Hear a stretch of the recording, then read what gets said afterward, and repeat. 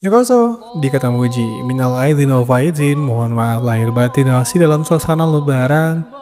Gue ingin mengucapkan selamat Idul Fitri untuk saudara-saudara kita muslim semuanya, untuk umat Islam seluruh dunia, khususnya untuk kalian-kalian yang tinggal di Indonesia dan saat ini lagi nonton video gue. Nah, pada hari yang Fitri ini harusnya kita itu kan saling bermaaf-maafan, tapi gue pengen ngasih kalian sebuah cerita kriminal nyata lagi, yaitu tentang Hollywood Reaper.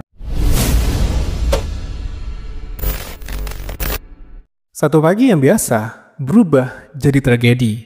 Satu korban, tapi bukan yang terakhir. Kasus ini bukan sekedar tapi kisah tentang seorang predator yang hidup di antara kita. Ini adalah kasus Hollywood Reaper. Guilty on all charges. That was the verdict today in the California trial of the so-called Hollywood Ripper.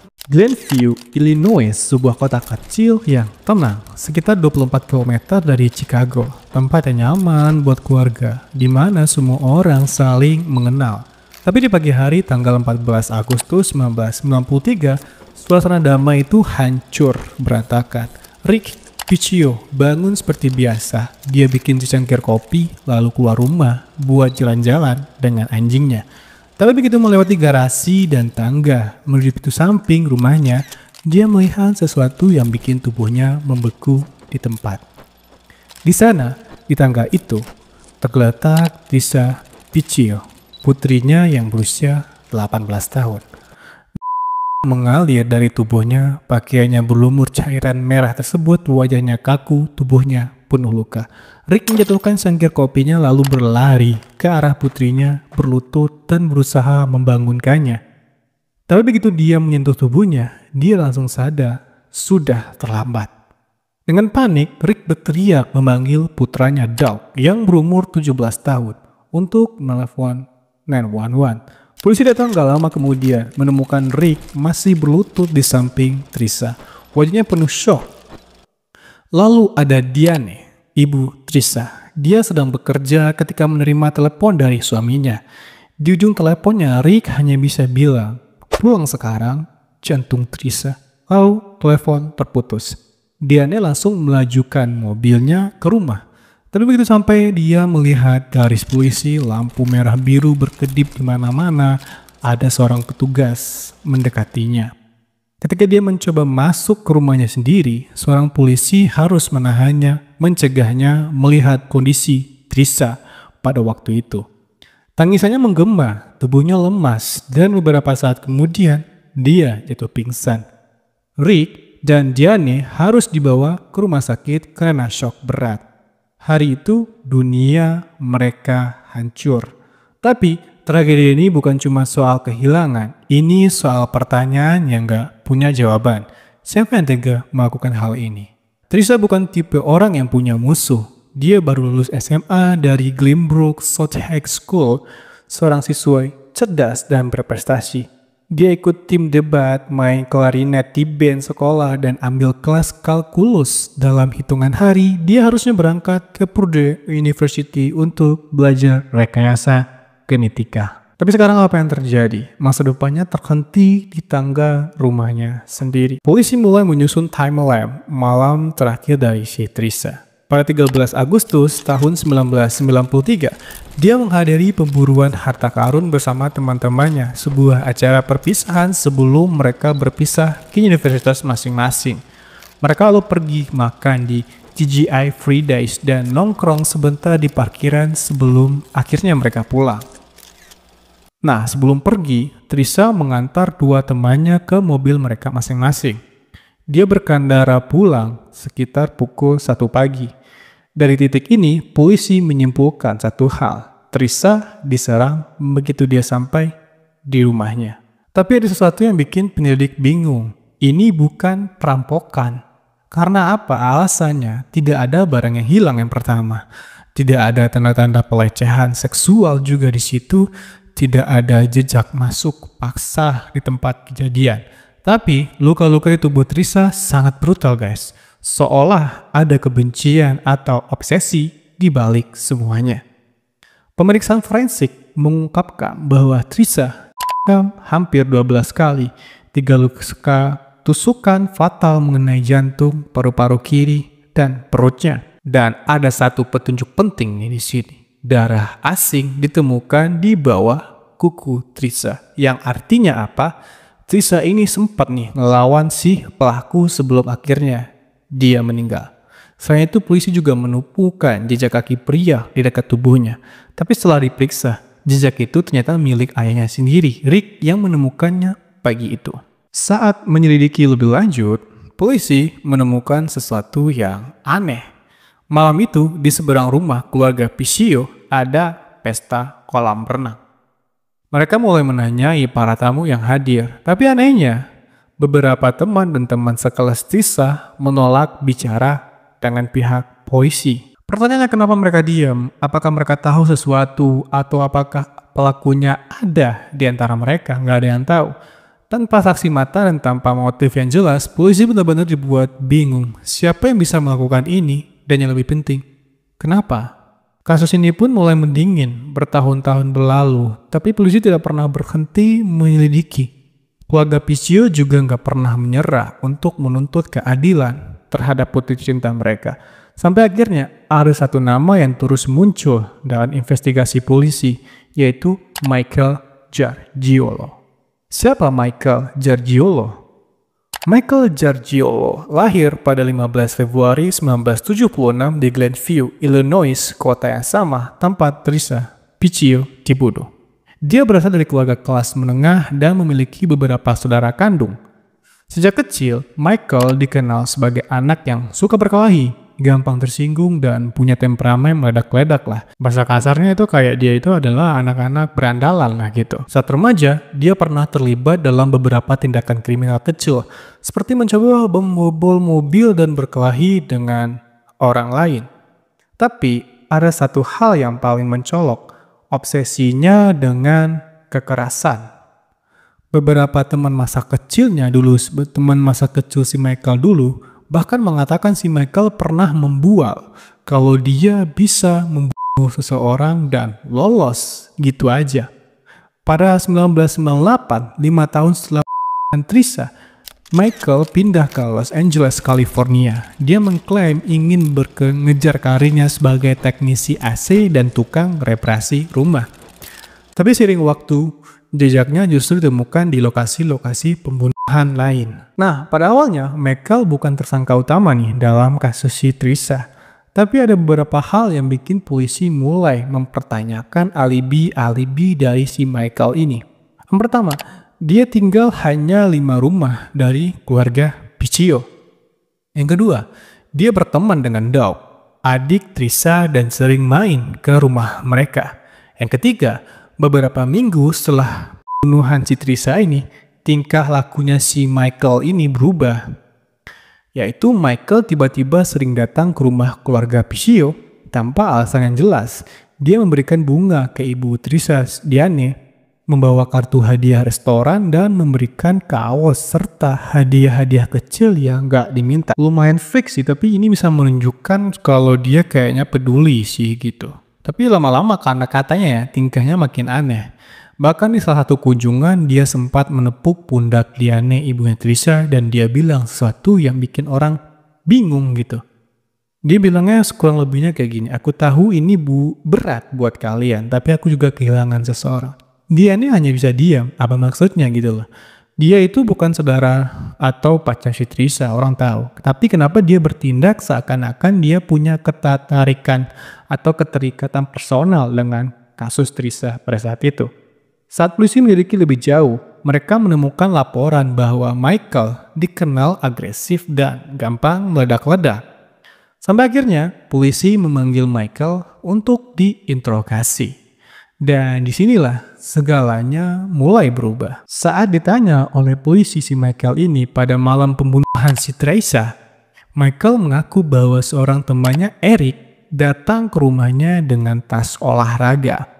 Begitu alibinya, dia bilang Eric menyuruhnya untuk membuang atau menyembunyikan tas olahraga tersebut. Michael juga menyiratkan kalau di dalam tas itu ada senjata pembunuhan. Polisi langsung menjadikan Eric sebagai tersangka baru ataupun juga kayak udah mulai menargetkan si Eric nih. Tapi ada masalah, Eric menolak untuk berbicara dengan pihak polisian. Dan lebih buruk lagi, polisi nggak bisa menemukan tas itu, tas yang diceritakan oleh si Michael ini. Nah, kasus Trisha ini kan tadi gue bilang mulai dingin, tapi lama-kelamaan mulai menghangat lagi. Mereka masih belum punya bukti buat menahan siapapun gitu, nggak punya bukti gambaran siapa tersangkanya dan apa buktinya. Namun setelah beberapa tahun berlalu, nama Michael kembali muncul. Bukan cuma dalam kasus Trisha doang, tapi juga dalam pembunuhan lain yang terjadi ratusan kilometer dari Glenview. Catat itu. Dan saat itu, polisi sadar mereka nggak cuma berhadapan dengan seorang pembunuh biasa. Mereka berhadapan dengan seorang predator berantai. Kasus Trisha Pizio sebenarnya belum terselesaikan. Polisi punya kecurigaan, tapi tidak ada bukti kuat untuk menangkap si Michael Gargiulo ini loh. Waktu berlalu, Michael pindah dari Glenview ke Los Angeles pada 98 dan mulai menjalani kehidupan barunya. Buat orang lain, dia hanya seorang teknisi AC biasa. Tapi di balik semua itu, Michael tetap memiliki kebiasaan lama. Polisi mulai menemukan pola yang mengerikan. Setiap kali Michael pindah tempat tinggal, selalu ada aja gitu korban baru yang muncul. Semakin dalam polisi menggali, semakin mereka sadar Michael bukan hanya tersangka dalam satu kasus. Dia mungkin adalah salah satu predator paling berbahaya yang hidup di antara masyarakat. Dan mereka menyadarinya saat satu persatu korban mulai bermunculan. Pada tanggal 21 Februari tahun 2001, seorang wanita bernama Ashley Ellerin ditemukan tewas di apartemennya di Hollywood. Ashley adalah seorang mahasiswi berusia 22 tahun yang juga bekerja sebagai penata gaya. Dia dikenal punya banyak teman, sering menghadiri pesta-pesta di lingkungan Hollywood, dan menjalani hidup yang penuh semangat. Malam itu, konon katanya Ashley berencana pergi berkencan dengan aktor Ashton Kutcher yang saat itu sedang naik daun. Namun, Ashton datang terlambat sekitar pukul 10:45 malam itu. Dia mengetuk pintu apartemen Ashley, tapi nggak ada jawaban. Ashton kemudian mengintip lewat jendela dan melihat noda merah di lantai. Dia mengira itu hanyalah sebuah anggur yang tumpah. Lalu si Ashton ini pergi. Keesokan paginya, teman Ashley, Jennifer, menemukan tubuhnya dalam genangan cairan merah. Setelah melakukan pemeriksaan forensik nih, Ashley ternyata ditikam 47 kali. Lukanya begitu brutal, beberapa tusukan menembus organ vital, dan lehernya hampir terpenggal. Polisi datang ke TKP langsung menyadari ini bukan pembunuhan biasa. Dan begitu mereka mulai menyelidiki, mereka menemukan satu fakta yang mengejutkan. Ashley punya tetangga yang sama dengan Trisha Pizio, yaitu Michael Gargiulo. 4 tahun setelah kematian Ashley pada tahun 2005, seorang ibu muda bernama Maria Bruno ditemukan tewas di apartemennya di El Monte, California. Maria adalah seorang wanita berusia 32 tahun, seorang ibu dari 4 anak kecil. Dia baru saja pindah ke apartemennya beberapa minggu sebelum kematiannya tersebut. Malam itu, ceritanya Maria tidur sendirian di apartemennya. Tidak ada tanda-tanda perampokan atau masuk paksa. Tapi keesokan paginya, polisi menemukan tubuhnya penuh dengan luka. Hasil forensik, Maria ditikam 17 kali. Yang lebih mengerikan, tenggorokannya iris dan memotong payudara wanita tersebut sampai mengeluarkan implan dari payudara wanita tersebut dengan sebuah pisau bedah. Di luar apartemen Maria, polisi menemukan jejak sepatu biru sekali pakai. Jejak yang identik dengan jejak yang ditemukan di apartemen Ashley Ellerin yang tadi gue bahas. Dan siapa yang tinggal hanya beberapa meter dari apartemen Maria? Kembali, Michael Gargiulo. Setelah melihat semua ini, polisi tidak ragu ya. Gue juga gak ragu. Michael bukan hanya tersangka, dia adalah pembunuh berantai. Tapi sayangnya ya, mereka masih kekurangan satu hal, bukti kuat untuk menangkapnya. Dan saat itu mereka sadar Kalau Michael tidak segera ditangkap, akan ada korban berikutnya. Setelah pembunuhan Ashley Lauren dan Maria Bruno, polisi sudah yakin kalau Michael Jaggiolo bukan sekedar pelaku dalam satu kasus. Dia adalah seorang predator berantai. Tapi masalahnya, mereka masih kekurangan bukti. Kayak yang gue bilang tadi, yang gak bisa langsung menjerat si Michael ini. Tapi kalau gue pikir-pikir ya, dari awal polisi sebenarnya udah curiga sih sama si Michael ini. Dia tinggal dekat rumah si Trisha Pizio, sering muncul setelah kejadian, bahkan kasih hadiah ke keluarganya. Kayak orang yang ngerasa bersalah gitu menurut gue ya pribadi ya, ini opini gue. Polisi nggak nangkep dia kenapa gitu.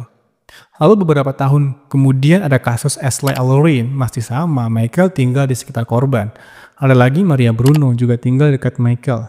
Dan tiba-tiba polisi langsung yakin kalau dia ini pembunuh berantai. Mungkin kalian juga kepikiran kalau dari awal udah ada pola kayak gini kan? Kenapa baru sekarang mereka ngejar dia? Kenapa waktu kasus Trisha, Michael cuma dicurigai tapi nggak langsung diproses lebih lanjut aja gitu, sama kayak gua pemikirannya. Apakah waktu itu polisi memang belum punya bukti yang kuat atau mereka baru sadar setelah ada lebih banyak korban? Yang jelas ya, ini mungkin kita tahu juga kalau saja polisi lebih cepat bertindak nih, mungkin korban berikutnya bisa diselamatkan. Ini mungkin. Nah, pada akhirnya tanggal 28 April tahun 2008, seorang wanita bernama Michelle Murphy, berusia 26 tahun, sedang tidur di apartemennya di Santa Monica, California. Hampir jam setengah 1 malam, dia tiba-tiba terbangun karena merasakan tekanan di tubuhnya. Begitu si Michelle ini membuka mata, dia melihat seorang pria bertubuh besar di atasnya, memegang sebuah pisau. Namun yang tidak diperhitungkan oleh si pelaku adalah Michelle lebih kuat dari yang dia kira. Saat pria itu mencoba menikamnya, Michelle melawan. Dia menendang tubuh pria tersebut dengan sangat kuat, lalu membuat si pria itu kehilangan keseimbangan. Dalam kepanikan, pria itu malah melukai dirinya sendiri dengan pisau yang dia pegang tadi. Michelle berhasil melepaskan diri dan pelaku langsung aja kabur gitu. Tapi dia melakukan satu kesalahan fatal. Si pelaku ini melakukan satu kesalahan fatal. Dia meninggalkan jejak darahnya di tempat kejadian. Saat polisi datang, mereka segera mengambil sampel darah yang tertinggal di spray dan di lantai. Dan hasil tes forensik mengubah segalanya. Darah itu cocok dengan Michael Jaggiolo. Bukti ini akhirnya memberikan polisi alasan resmi untuk menangkap si Michael ini. Pada bulan Juni tahun 2008, polisi menangkap Michael Jaggiolo di rumahnya. Saat menggeledah rumahnya, penyelidik menemukan barang-barang yang mencurigakan. Di dalam rumahnya ada pisau tajam tersembunyi di dalam laci, topeng Halloween yang diduga digunakan untuk mengintai korban, sarung tangan latex dan sepatu sekali pakai. Klip berita tentang kasus pembunuhan yang pernah terjadi. Polisi yakin Michael sudah merencanakan serangan berikutnya. Di ruangan interogasi, Michael menolak semua tuduhan dari pihak kepolisian itu. Dia tetap bersikeras bahwa polisi telah melakukan sebuah kesalahan besar. Namun ketika penyidik menekan dia dengan bukti DNA yang ditemukan di apartemen Michelle, Michael mulai kehilangan ketenangannya. Pada satu momen, dia bahkan berkata, "Biarkan pengacara saya berbicara, saya tidak akan mengatakan apapun lagi." Tapi polisi tidak butuh pengakuan. Mereka sudah punya bukti kuat. Dengan DNA yang cocok dan pola kejahatan yang identik, Michael resmi dijadikan tersangka dalam 4 kasus: Trisha Pizio, Ashley Lauren, Maria Bruno, dan Michelle Murphy. Setelah bertahun-tahun berburu bayangan, polisi akhirnya berhasil menangkap The Hollywood Ripper. Bagaimana Michelle Jaggiolo akhirnya dijatuhi hukuman? Saya tangkap butuh lebih dari 10 tahun sebelum Michael akhirnya diadili. Persidangan barunya baru dimulai pada Mei tahun 2019. Di ruangan sidang, jaksa menjelaskan bahwa Michael bukan sekedar pembunuh, dia adalah pemburu. Dia tidak pernah memilih korbannya secara acak. Dia mengamati mereka selama berminggu-minggu bahkan berbulan-bulan sebelum menyerang. Dia tahu kebiasaan korban, jam tidur mereka, dan kapan mereka sendirian. Jaksa juga menunjukkan bukti DNA dari lokasi kejadian, serta kesaksian Michelle Murphy yang berhasil selamat dari serangannya. Di sisi lain, pengacara Michael berusaha menggoyahkan bukti forensik. Mereka mengklaim bahwa tidak ada saksi mata langsung yang melihat Michael melakukan kejahatan itu. Tapi argumen ini tidak cukup kuat. Pada 15 Agustus tahun 2019, setelah persidangan panjang, juri akhirnya mencapai keputusan. Michael Jaggiolo dinilai bersalah atas 2 pembunuhan dan 1 percobaan pembunuhan. Hakim menyebutnya sebagai pembunuh berdarah dingin yang tidak pantas hidup di masyarakat. Dan pada Juli tahun 2021, dia akhirnya dijatuhi hukuman mati. Saat mendengar putusan hakim, Michael tetap tanpa ekspresi. Tidak ada rasa penyesalan dan tidak ada reaksi.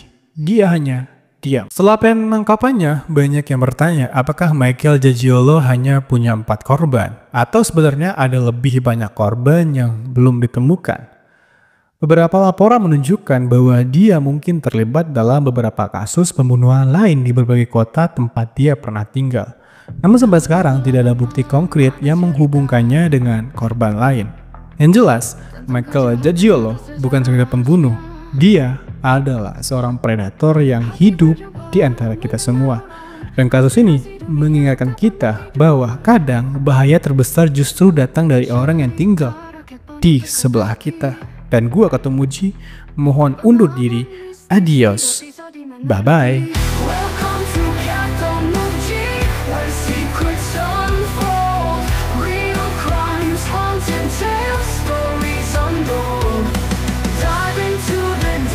Let the truth be